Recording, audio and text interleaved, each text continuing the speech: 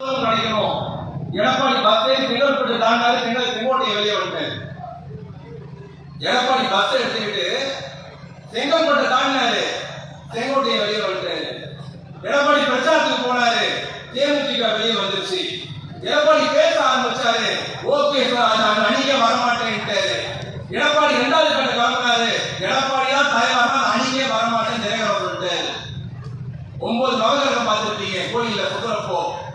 9 நவகிரகம் மாதிரி அதிமுக மாறி இருக்கிறது. ஒவ்வொருவரையும் பார்த்துக்கிறதே இல்லை. நவகிரகம் சுத்துறவங்களுக்கு தெரியும். நவகிரகம் பார்த்தீங்கன்னா ஒண்ணு பார்த்துக்காது. அந்த மாதிரி இன்னைக்கு எடப்பாடி பழனிசாமி அதிமுக 2வது இடத்துக்காவது வருமா, இல்ல நடிகரை முன்னாடி தள்ளி பின்னாடி போகுமா? அந்த கட்டத்திற்கு இன்னைக்கு எடப்பாடி பழனிசாமி அதிமுக தள்ளப்பட்டிருக்கிறது. வெட்கமாக இல்லையா? நீங்க எல்லாம் திமுக குறை சொல்லலாமா? தமிழ்நாட்டு முதலமைச்சராக தளபதி மு